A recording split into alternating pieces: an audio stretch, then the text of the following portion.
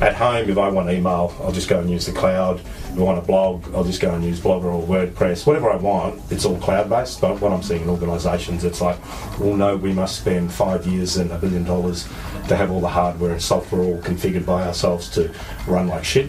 When it's like, why don't you just use what you need? And if it doesn't work, turn it off and find something that does.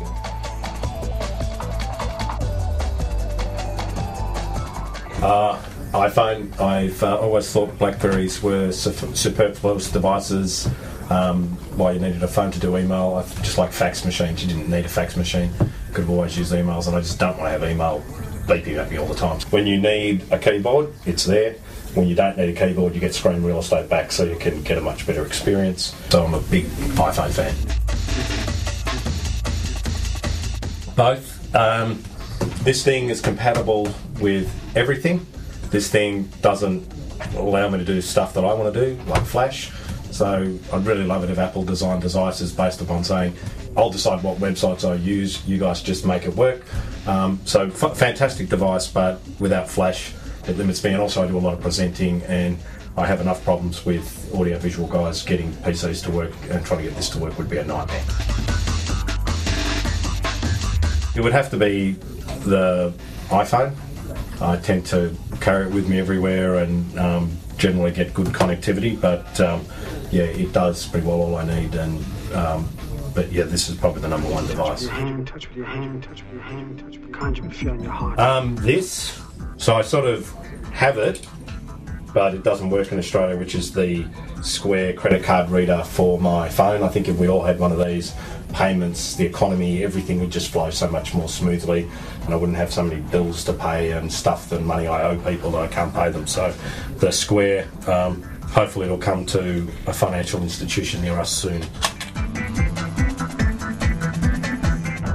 It was an IBM clone XT, so back in '87, and yeah, worked really well. It had, you know, the 4 meg of memory or something, and that was the upgraded version. So yeah, things have moved a long way since then. I reckon that's the big challenges that business has got, is that we come to work these days. In the old days, we'd come to work, we'd get access to good technology at home.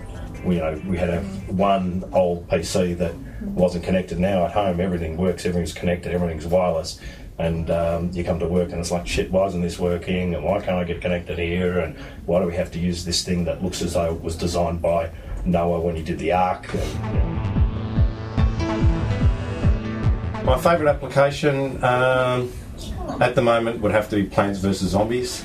I'm not quite sure why, but I've clocked most of the levels and finding that really a lot of fun at the moment. On Facebook, I'm playing Car Town, mainly to keep in touch with my wife, who's a big Car Town user.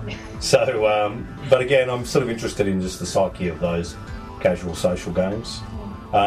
The other one that's interesting is if you just look at my Google Chrome.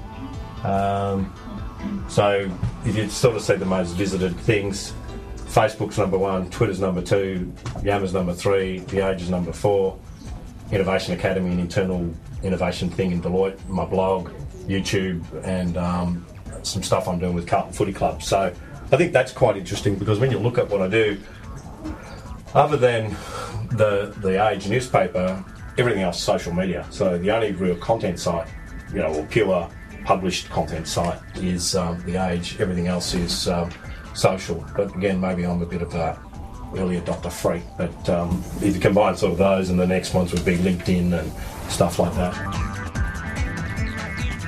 Most embarrassing app would have to be the storm timer. So you hit your iPhone when you see lightning, and then you wait till it hears thunder, and you hit it again, and it tells you how far the storm is away and whether it's approaching or not. And maybe Star Walk is, oh, that's sort of cool now, but I like stars. But see, I'm actually quite divergent. You know, I'm really shattered that Cisco went and bought this, and now they're going to close it down, the flip camera, because I found this, one, it's light, it's easy. So if I'm going somewhere I want to do a video, I could use my iPhone, but I prefer having the flip. The other thing is I always run out of battery on my iPhone, so I find having a specific device like a flip, which is really easy to use and stuff like that, means I don't always have to have connectivity on my phone or whatever. I just use this thing. So I love my flip.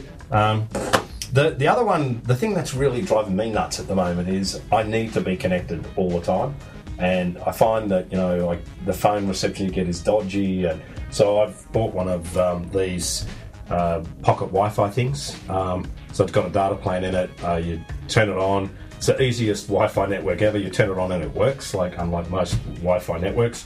And it runs 5 devices. So I find that really good if we're travelling or whatever, and I've got a number of devices, or I'm hanging out with people who've got devices, just stick them on the table and it works. Others say, oh, well, you can do that with your iPhone.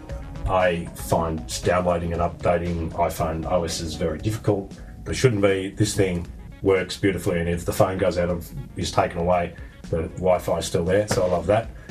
My weirdest device would be my meditation device. This is a bit old school, pre-iPhones, but basically you stick your finger in here, you breathe, and you get 2 points if you're in a highly meditative state, 1 point if you're in sort of not too bad, and 0 if you're a bit stressed. So a beautiful way of combining stress management, meditation, and technology. This is probably an indulgence, my iPhone projector.